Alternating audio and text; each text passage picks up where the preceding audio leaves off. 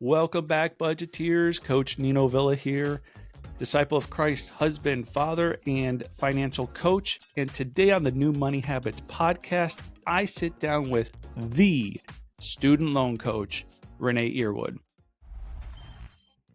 Hey there, budgeteers. The new year is here, and you know what that means. It's time for fresh starts and new habits. If one of your goals is to get better with your money, New Money Habits has exactly what you need to kick things off right: the Payday Power Planner. This isn't just any budget tool. The Payday Power Planner is designed to work with your pay periods, not just the calendar month. Why does that matter?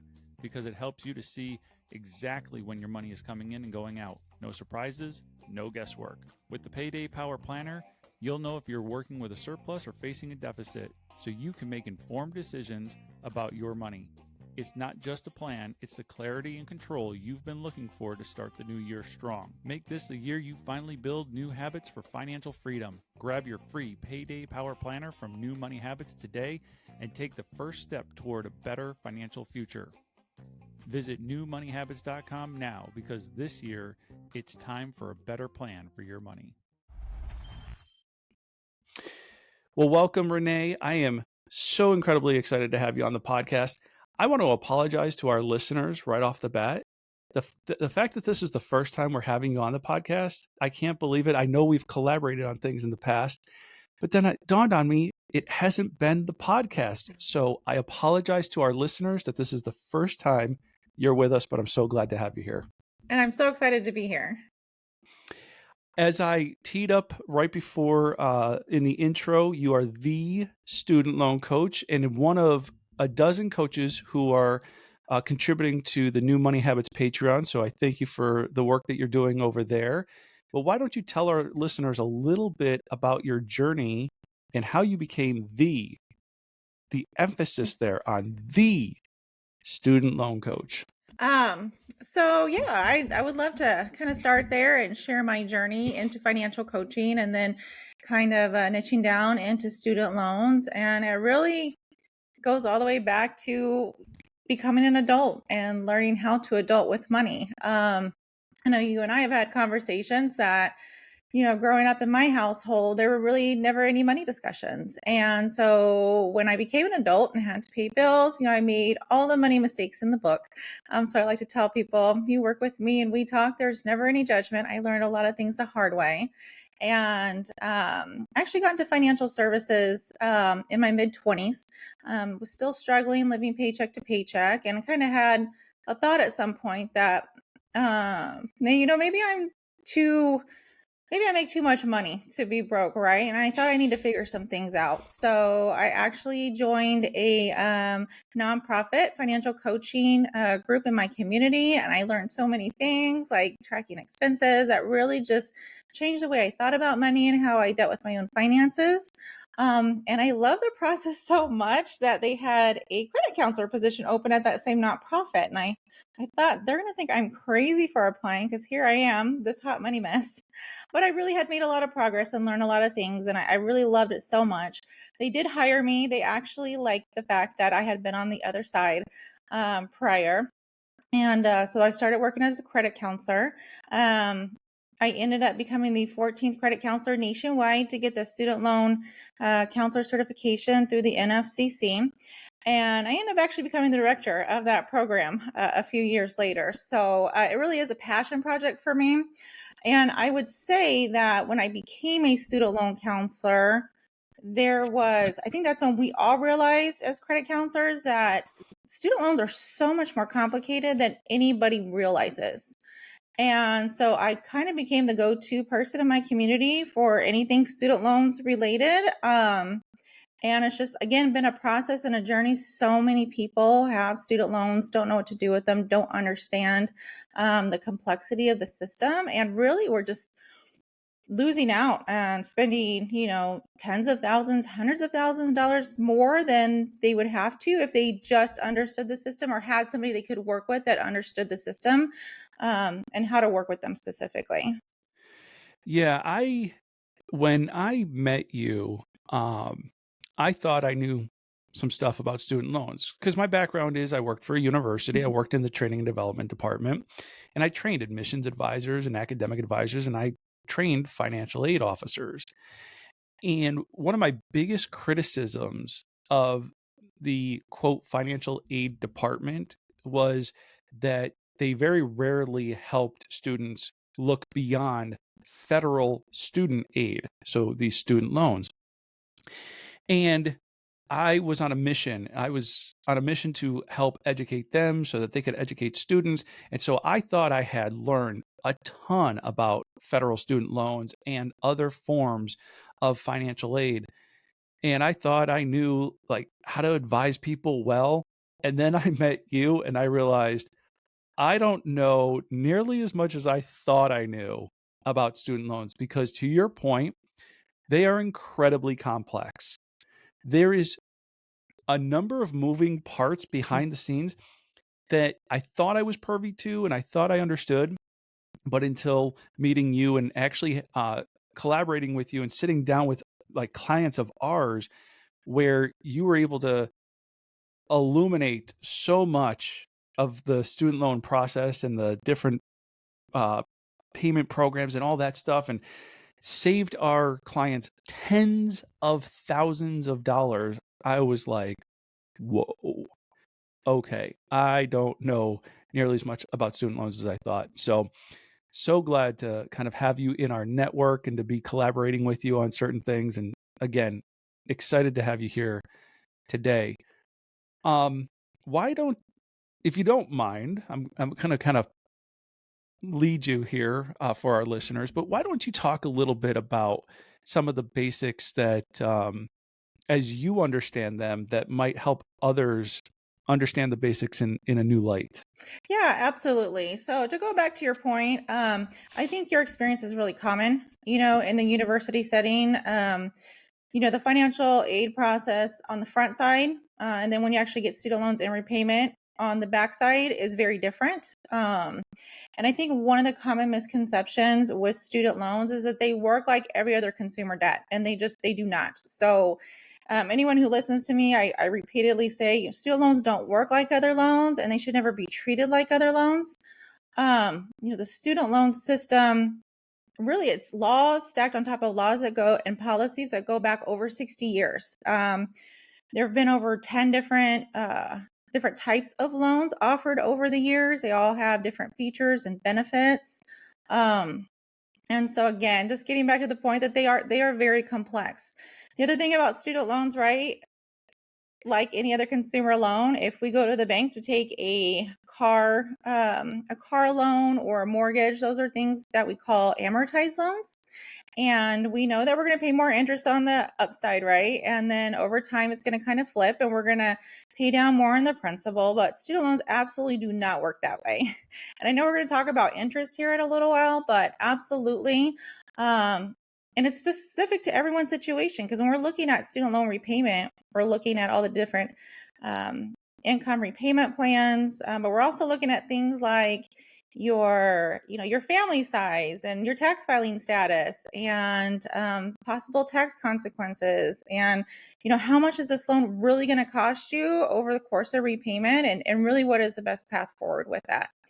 And so when you initially graduate, right, you get a 6-month grace period, and then you get a letter in the mail that says, yeah, now you have to start repayment, right? And usually that first payment is a standard repayment plan. It's based on whatever it's going to take you to get that loan paid off in 10 years with the interest. And many people can't afford that. And that's where all those income-driven repayment plans come in, and really thinking about how much this is going to cost you if you don't make the right decisions. Mm. Yeah, I know that for me, I personally, I went right to income-based repayment. I think more just because when I first went into repayment, I was not nearly as financially savvy as I am today. And it was this idea that like I can't afford that. And it probably wasn't even though I probably could have afforded it. I just didn't want to, right? Mhm. If I don't have to pay $500 and I can pay $200, I just want to. Like I'd rather pay $200 than 500 without really understanding the consequences of that decision. Absolutely. And that is very common. To your point, usually we're graduating from college and now we want to get out into the workforce, but we also might have to start at a lower paying position, right? So for many people, it's just not affordable. Also, depending on, how much you took in student loans, it can be very overwhelming. But also we want to do other things, right? We also have goals to buy a house or, we want to start saving for retirement or, just actually have some adult money to spend. And so it is very common. You're right. Why would I pay 500 if I can pay 200 and free up that 300 a month in cash flow, to put on something else that's important to me? And so again, not understanding what the total overall cost is really important. Yeah. So using this as a very fictitious example, what are some of the unforeseen consequences somebody could experience when they make a similar decision where either if they can't afford it or they simply don't want to, they go to income based repayment rather than that standard repayment model? Again, you said a moment ago, standard repayment would say, hey, as long as you make these payments over the next 10 years, you will be out of this debt in 10 years. But when I shift to a different repayment model, what are some of those unforeseen consequences? Hey there, budgeteers. Good news can only be good news if there's bad news. So, what's the bad news? The bad news is you and I have a deadly disease called sin, and this disease causes us to rebel and disobey God. See, God is holy, righteous, and just, and He cannot be in the presence of sin. So this horrible disease of ours separates us from the God who created us. And the bad news gets worse. There isn't anything you or I can do to make ourselves right with God. We are dead in our sins and on our way to an eternity separated from God.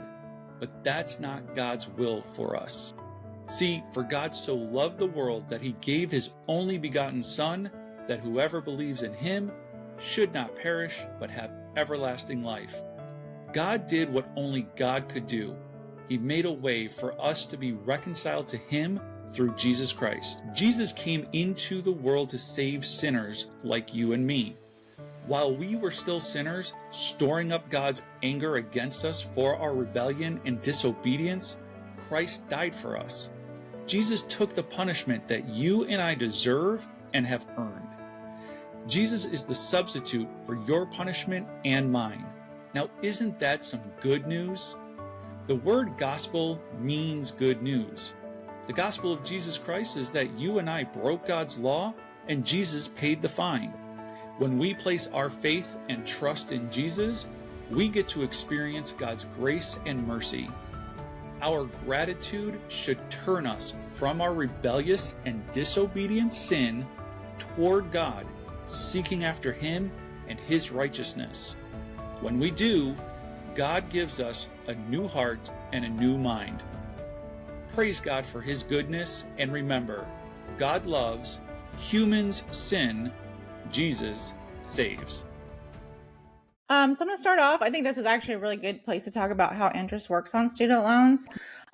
So what commonly happens is we talked about that amortization where you're going to make a set number of payments and over time you're going to get that principal down. But I work with so many people who, these are true stories that I hear all the time.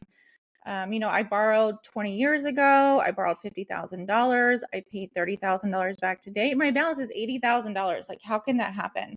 And you see it in the news over and over, but it is very common. And it's a concept that we call negative amortization. And long story short, if your student loans are simple daily interest, so it accrues interest every single day. And then whenever your payment is made every month, any outstanding interest, your payment goes to that first. If there's anything left over, it will go to principal.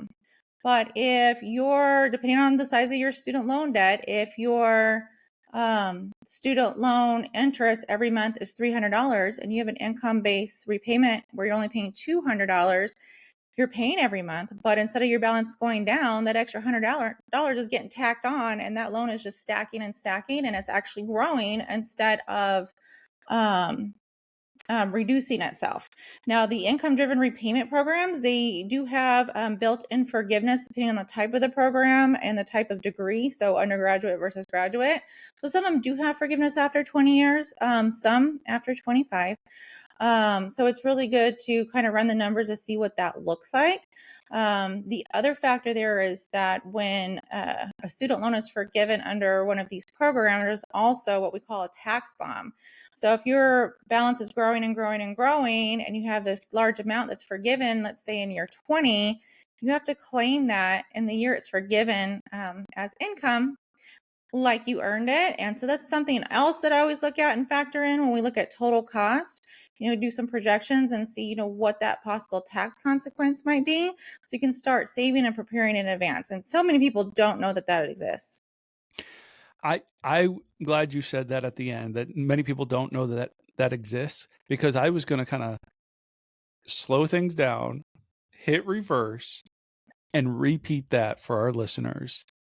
The fact that you could make a payment that doesn't even cover the interest, which means the interest is being tacked on to the principal that wasn't even paid down, and now interest is being accrued on that.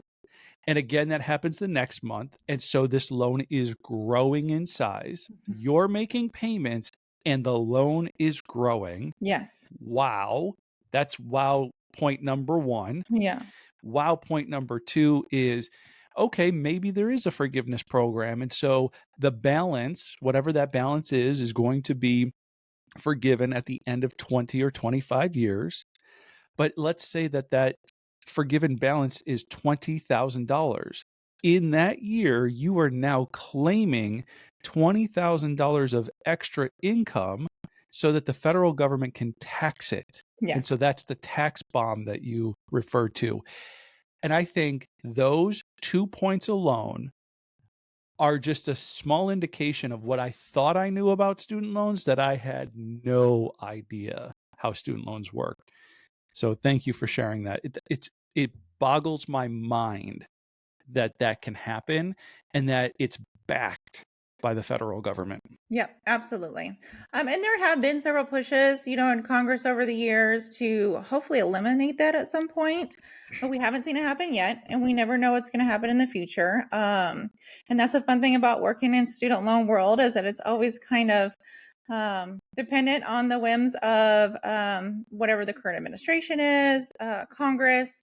And so we haven't seen anything get through yet, but we still like to plan for it. Always like to plan for what could happen. And if you're saving in advance for that, you have extra savings. But right now, that's how it stands. And I do want to be clear that that is just for the income driven forgiveness program. So if you're like in public service loan forgiveness, for example, that's another one of the benefits of that program in particular, is there is no tax bomb. It's all forgiven tax free. And so there goes the levels of complication, right? So not every forgiveness program is created equal. Nope. There's different time periods on them. There are different tax implications, like you just said, with public service loan forgiveness. There isn't that same tax implication. So it's so confusing. It's so convoluted. And so again, I just am very thankful that we have you in our network to help. I again literally sit down with our clients who have student loans and save them tens of thousands of dollars by educating them on what repayment program is best for them and how to prepare for that wisely. You brought up the whims of an administration, right? So we've been through kind of this season, or these ebbs and flows from Obama to Trump to Biden to Trump. And so talk a little bit about what impact, what I know there's some fears right now about certain programs going away or this or that and the third. What can you tell our listeners about what is actually happening and what is the actual implication, if any, right now? Well, First of all, I can tell you that it's ever changing. So whatever we talk about today could be completely different tomorrow, and that's just kind of how it's been, especially since COVID hit. It has just been a whirlwind of special programs and changes within the Department of Education.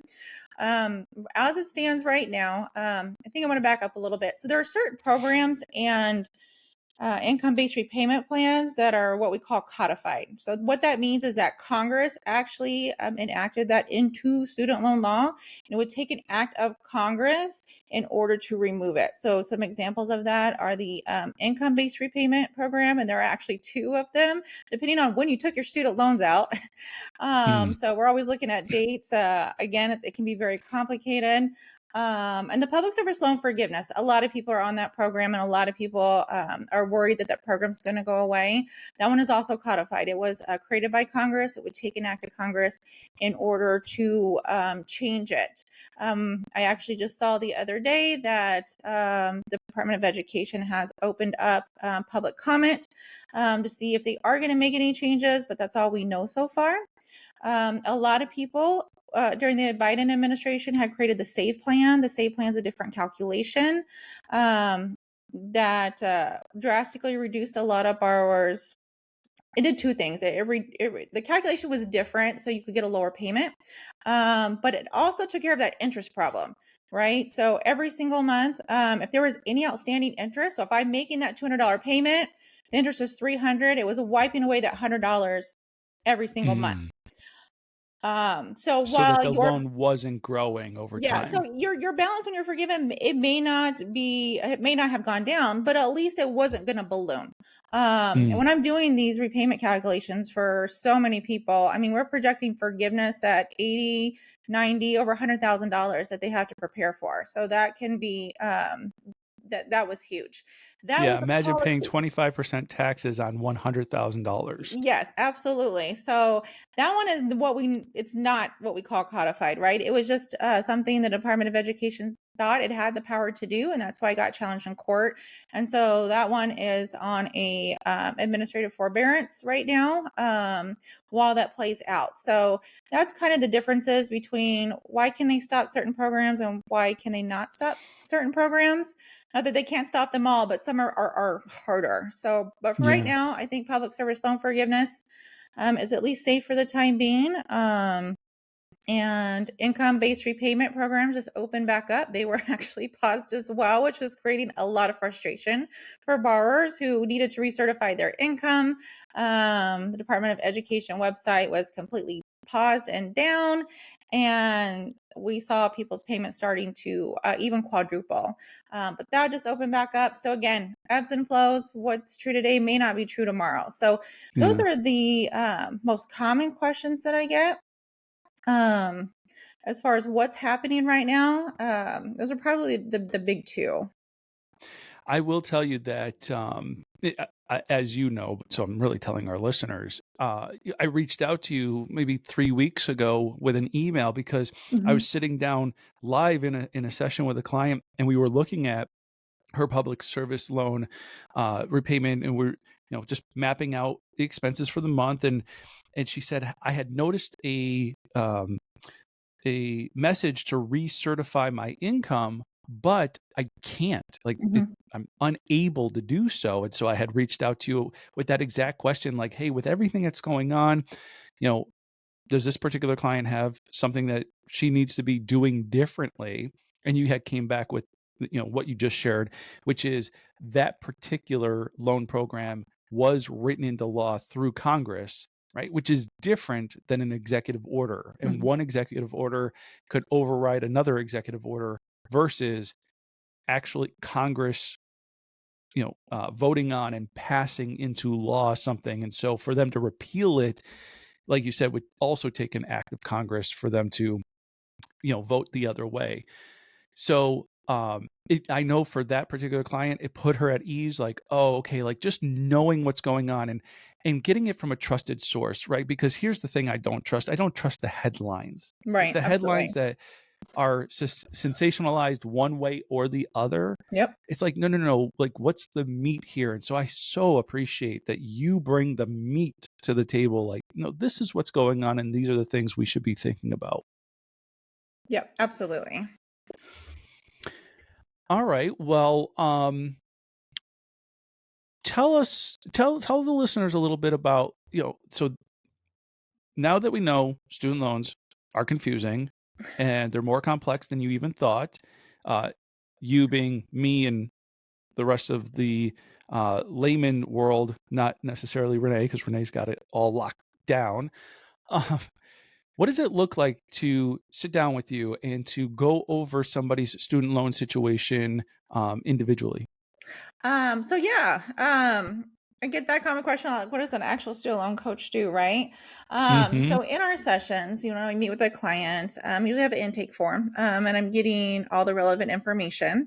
I do offer a free 15-minute discovery call, just to kind of talk through your situation to make sure that we're a good fit. I can help most people, but I can't help everybody. And there are times when somebody will come to me and I can immediately tell they are on the right payment plan and they're doing what they need to and they just need reassurance. And I can just see that up front. And so they don't need my expertise in that area. But I'm going to collect information like what is your family size? What kind of work do you do? Um, tax information, because we're looking at that for repayments. And I'm also really wanting to know what are your student loan goals.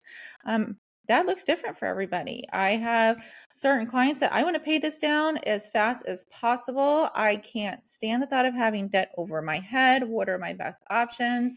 I have some clients that maybe need that lower payment because they're working on some other financial goals. So maybe they're in credit card debt and the interest is really high.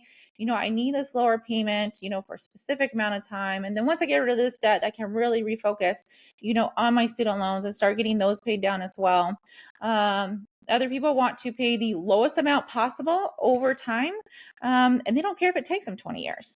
And there are definitely instances, again, just based on income and the size of the student loans and family sizes, where you can pay for 20 years, even with a tax bomb, and you will still pay less than you would on a standard 10-year. So there's always so many differing factors. And I do work with a lot of people I want to pay my student loans, but again, I also want to buy a house. I don't want to, have this mortgage sized student loan payment when I'm trying to build, financial security and other financial foundations for my family. So, we really discuss, what are your goals? And I always tell people too, it's not even my job to tell you what to do. I'm not here to actually give you advice. I run the numbers. I'm a numbers person. I get all your information and I run scenarios. And then in our meeting, that's what we go over. You get a student loan report. It goes over all the different scenarios based on your options and your goals. And usually, right, the right answer is going to pop out once you see it in writing. But I also do, I'm not a tax professional, and I'm not an investment professional, but I can do basic education. How are ways that we can even get that tax bomb down to save you some money? So I can show you what different rates of returns on investments can help you get, again, to lower that overall cost of that student loan. Because if you're going to be forgiven in 20 years and you start putting a little away, right now, and I'll show different scenarios, 5% rate of return, 7, 9. I'm usually even conservative on those numbers, that will help you towards that repayment and try to, again, reduce the overall cost. So we talk a lot about that. There are also other tax considerations. So depending on the different kind of repayment plan, right? Because they're all different. They all have different rules. But there are some where if you file married filing separately versus married filing joint, that does benefit some people as far as getting a lower student loan repayment and lowering the total cost. So I can run scenarios both ways for those as well. And then I have the client reach out to their tax professional to see if that's something that would be beneficial with them, and maybe if there's any other tax benefits that they may lose as a result of that. And then really, again, just help them think through all the options and considerations. And I do screen for things. You would be surprised. You think everybody who's eligible for public service loan forgiveness knows that, and they don't. if I want to share a quick client story, I had a client come in one time and she had gotten a offer for a lower interest rate with another student loan private refinancing. Mm-hmm. And again, student loans don't work like other loans, right? So, in typically consumer loans, if you can refinance at a lower interest rate, that's great. Go for it. Um, she had no idea she qualified for public service loan forgiveness, had probably about 6 years worth of credit she had never certified for. She only had to work another 4 to get it forgiven. And I don't know, within 30 minutes, I saved her like $30,000. And with that private refinancing, had she done that, and she said she was like right on the edge, ready to do that, but just had this feeling she should talk to somebody first, that would have been irreversible. Yeah, at that point, um, you lose all the benefits of the federal programs. And had she learned that later, I'm sure she really would have been kicking herself. So, again, just another example of having somebody who knows what to look for, that can benefit the client at the end of the day. Hey there, budgeteers. It's a brand new year, and that means it's time for new habits, starting with your money. Take charge of your finances in 2025 with New Money Habits Financial Coaching. This isn't your typical financial advice. New Money Habits is all about giving you the knowledge, tools, and support to make confident money moves and build a rock solid financial foundation. Here's the deal, we're offering a free discovery session to kick off your journey to financial freedom. That's right, no strings attached. In this session, one of our expert coaches will help you to identify your financial goals and create a better plan for your money. We'll help you master your money mindset, sharpen your money management skills, and keep you accountable every step of the way. Make 2025 the year you say goodbye to financial stress and hello to the freedom you've been dreaming about. Schedule your free discovery session today and start creating the new money habits you need to achieve financial freedom. Having watched this unfold in action, again, because having you sit down with some of our clients, I always encourage our clients to make informed decisions. And the Absolutely. only way you can make an informed decision is to get informed, right? And so the fact that you run multiple scenarios and you say, look, you might qualify for this particular program, here's a standard program, here's something else you could do. And now they can kind of see, these scenarios played out side by side. It allows them to make an informed decision. And it's that same informed decision that saved the clients that you sat down with us over $30,000 as well, because uh, because of the amount of the student loans and the forgiveness program. But then there was also the how do you prepare for the tax burden and the contributions to save for taxes and the income-based repayment. Those two things combined were actually lower Mhm. than the student loan payment every single month. And so just to see that play out was incredible. And I also wanted to address the idea of the irreversible, doing something that you cannot undo. In 2019, around my birthday, I decided I was done messing around with student loans and income-based repayment and all of that stuff. And so I got an offer to take uh, my student loans that were at on average 6% down to like 3.98%. And so I was like, okay, I'm done messing around with these things. I'm going to refinance. I'm going to refinance for 10 years. And I know that if I don't pay them off early, at least these things will now be out of my life in 10 years. I did that in October of 2019. And what happened in March of 2020? All student loan repayments went into deferment without any interest Yep. being calculated. So I could have made much more progress towards paying these things off had I stuck with the federal program. So I did something that was irreversible. Do I really regret it? No, not at all, because at least I know I'm on a path that gets these things out of my life. But sometimes when for one, I can't foresee the future, but two, I didn't consult anybody in this. And I just did something. And so that testimony of the client who reached out to you prior to making an irreversible decision is just incredible. So, informed decisions and seeking counsel from many leads to wise decisions. Yeah, absolutely. Just to throw a few other things out there that people don't know, consolidation, even consolidating loans, seems something that's pretty, even within the federal program, can seem pretty straightforward, and it's not. There was there are certain types of loans, especially if you borrowed, over 20 years ago. With honestly, I'm working with clients that have had loans for 20 and 30 years. So there are things they call they're FEL loans. They were one of the federal loan programs. It's no longer in existence, but the loans still exist. And those ones, for example, don't qualify for public service loan forgiveness. And I have a lot of really great success stories, but these are the kind of stories that teach us. I was teaching a student loan workshop to a hospital as a part of a lunch and learn program. And I had somebody that came up and was so excited. It's like, I've been paying on these for 8 years. You're telling me I only have 2 years left and I can be done. And I'm like, well, I don't know. I got to look at your loans first. And we looked at her loans. And unfortunately, she had been on a qualifying repayment plan. She worked for a qualifying employer, but her loan didn't qualify. And we could consolidate it, which basically means just to convert it into a direct loan. So she would qualify, but she's starting over at zero. So those, again, are a lot of issues that we see because people don't understand even what kind of loan they have. If you ask them, they just say, I got a student loan. It's like, well, what was a day issue? Even the day issued qualifies you for some programs and not other programs. So again, it's really important to know your loans and understand them. And consolidation can also have adverse consequences. So one example of that is if you consolidate direct loans, they will do a weighted average of any payment credits you have towards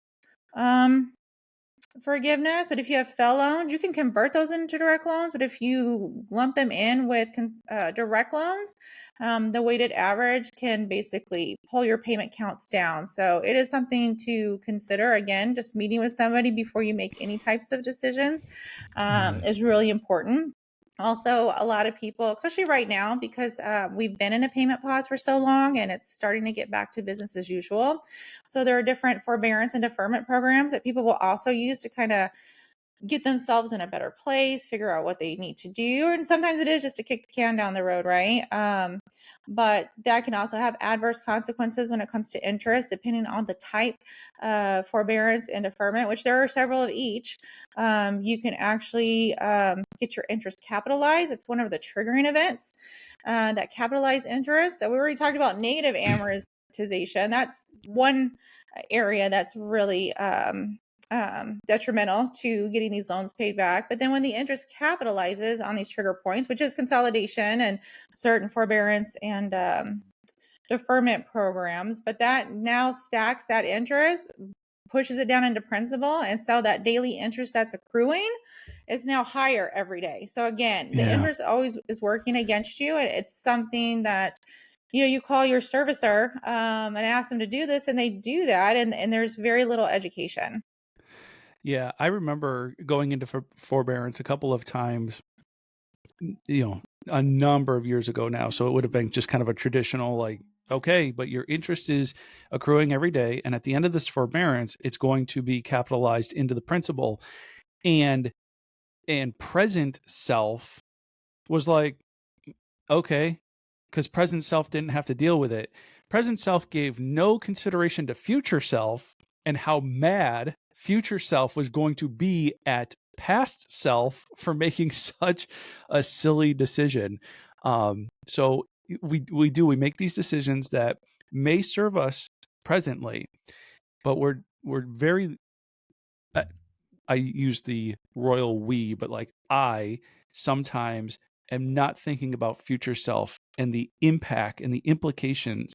And I think in part that's because, oh, well, later on I should be making more money and there should be more, to kind of cover up the stupid mistakes I've made or whatever. And so, yeah. That's just one of the many things, one of the many lessons that I had to learn in a way that I wish I hadn't learned. Well, I could say that I'm right there with you. Like I said, I've learned so many things the hard way. And, and I can honestly tell you at some point, if I would have called and asked them and they gave me their little disclaimer spiel, and if interest capitalization was even mentioned, I wouldn't even know what that meant. Right. Yeah. So, Well, if I just want to say to our listeners, again, I apologize for not having Renee on sooner. I think it is evident that you are just a wealth of knowledge. So happy that you are contributing in collaborating with us on Patreon. So if you are this far along in the podcast, which I trust that you are because Renee is just a wealth of knowledge, you want more of that, come visit us on patreon.com/new money habits. Renee has an entire collection and she's contributing to our golden nuggets section, which are these quick tip, important pieces of information that are just going to change your financial literacy for the better. And so, Renee, thank you so much for taking some time today to come on and to share the wealth of knowledge that you have. It's truly invaluable. yep, absolutely. Thank you again for having me. Where can everybody find you outside of Patreon? Outside of Patreon, my website is studentloancoach.com. So you can book appointments, that free 15-minute discovery call that we talked about. But other than that, yeah, go see me in Patreon. All right. Well, thanks again. We will be sure to have you on more regularly, especially as things are crazy in the news, and we'll get everything kind of straight from a trusted resource without all the sensationalism. Absolutely. That does it for this episode of the New Money Habits Podcast. Remember, if you have any questions, make sure to hit us up on social at New Money Habits and follow us on Spotify, Apple Podcasts, or wherever you listen to podcasts. Please consider leaving a 5-star rating and review to help us spread this message of hope to people looking for a better plan for their money.